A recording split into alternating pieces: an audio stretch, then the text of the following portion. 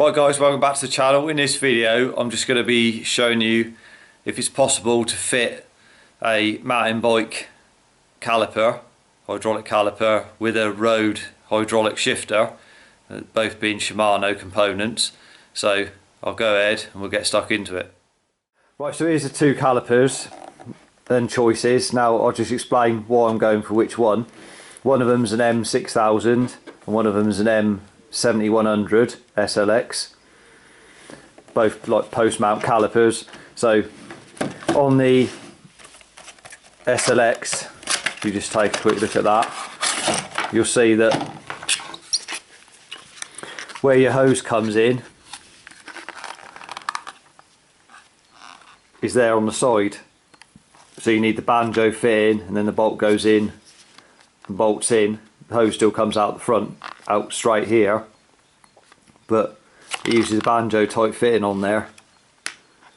As you can see, there's rubber bung in there, so you have to have that type of fitting on the end first, on the end of the hose, before you can mount the caliper. So with the M6000, I'll just get this out. The reason I'm going for this one instead is because, as you'll see, if we unpackage this,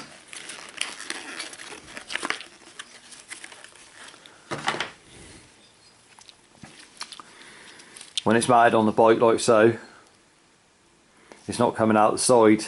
Then you need the banjo to go on the side and the bolt through it is coming directly out of there, like so. So if you think, for example, there's a flat mount caliper, Ultegra caliper there, and the hose is coming out the same way, like so. So they're both coming out in the same position, so that's a good start, like so. So it just makes it easier. They're already heading the same way. And a lot of bikes, obviously cyclocross bikes, things like that, they come with a post mount set up on the back. For a post mount caliper, some of them don't come with a flat mount caliper on the back. They're set for a post mount caliper. So I'll go ahead, we'll get this mounted on there. Right, as you can see, we've got Shimano Ultegra R8020 shift levers, so hydraulic brake. Just got to hook up the hose. Now it's going to the rear. As you can see on the front, flat mount caliper, R8070 caliper, Ultegra there. Now on the rear, as you can see, a flat mount caliper in this situation is no good, as you can see. So what we'll be doing is changing that for the Dior caliper there. You see, I'll just get that bolted on.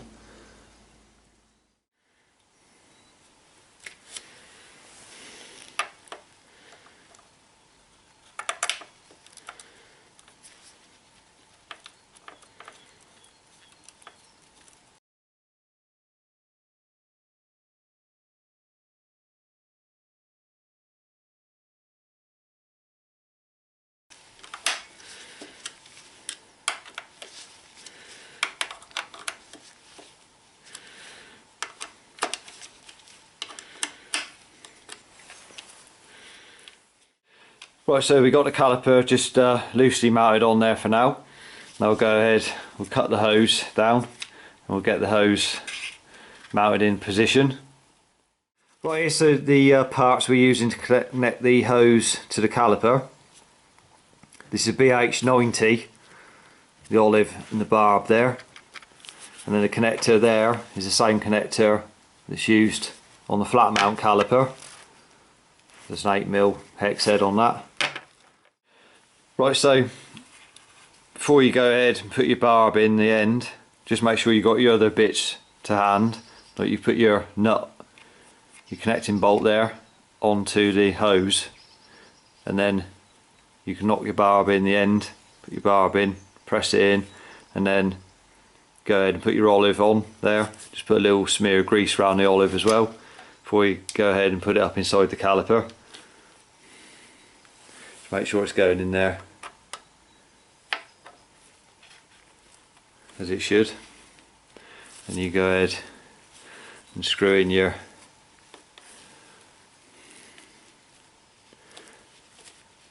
bolt. Just make sure that it started off straight and it hasn't cross threaded, because when the hose pulling on it, you can easily get them at an angle and then they won't start straight and you cross thread it. So just make sure it's going in nice and straight. Right, so it's an 8mm spanner, and just snug the fitting down. There's no need to go over tightening it, because all you do is crush the olive and then it will just leak because you crush the olive too much. So just snug that up. Then what I'll do is I'll get a back wheel in there. I could bleed it with the bleed block still in place like it is now, but I just want to get a wheel in there and make sure that it's lined up with the disc properly where the pads are going to be. Right, so I'll go ahead, I'll just get the pads in for now. I'll just temporarily, these use a split pin, as you can see, through the middle to hold the pads. We'll just get that in there like so, and that means you just got to bend the end round with some pliers just to stop the pin obviously coming back out again. So I just want to get a wheel in there just to check it's going to line up with the disc. Alright, right, so I got the wheel in there, the disc just temporarily, just make sure it's okay. I just bent round the pin there, just holding the pads. See, there's no problem. Obviously I haven't even bled the brakes yet, I was just eyeing it up just to make sure it's going to be okay. As you can hear, there ain't no rub there anyway. So what I'll do is I'll get the brakes bled. Right, so ready to go ahead and bleed this caliper. So obviously this one being a M6000, it's just got a rubber grommet in the back there that you take out to get onto the bleed nipple there, and at the top there you got 3mm hex head to open and shut it on there. So obviously it's road levers at the other end, so I've got a bleed cup up on the other end, so just check that's going to fit on there. Okay, yep. So I'll push some fluid up from this end up to the other end. I've got a bleed cup on the other end, so I'll just go ahead and do that. So I'll just hook up to the bleed nipple there with a syringe and hose, and then what I'll do, I'll just go ahead and gently push some fluid up to the lever end.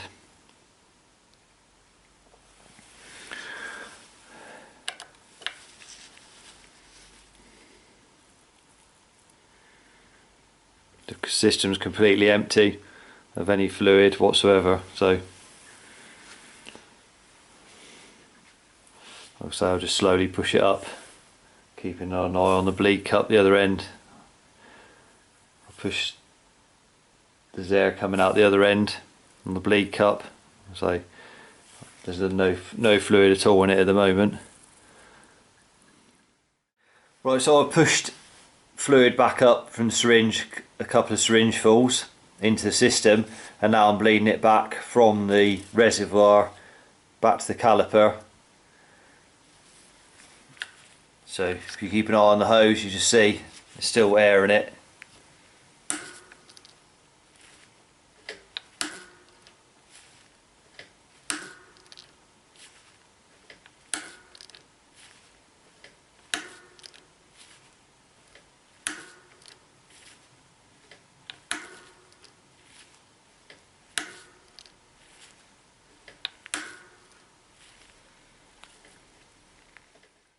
Right, so that's the bleed complete on it. So it's a completely dry system, no fluid in it whatsoever. So what you've got to remember to do is tilt the bike on the stand so it's aiming down at the ground and up in the air and in between. so as any air trapped in the top of the reservoir, you can get that out.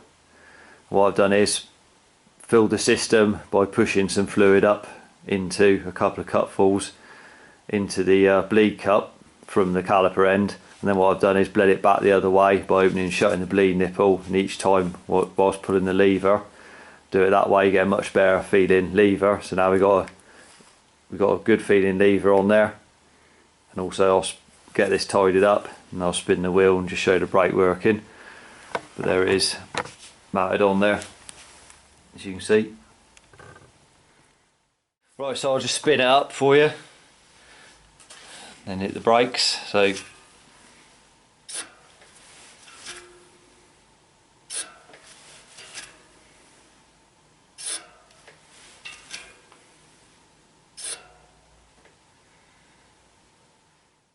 right guys, there's the installation complete for you with the mountain bike caliper and the road shifter. Now the feel on them between the two, obviously flat mount on the front and a M6000 mountain bike caliper on the back, the feel on them is just the same. Bleeding wise, it was identical, just bleed it up the same. Wasn't a problem to bleed or anything, no more than it is when you've got a dry system with any caliper. So will it work? Yes it will. So hope you found the video interesting. If you did, give it a thumbs up. Remember to subscribe to the channel for more cycle related content. Until the next video, ride safe and I'll see you then.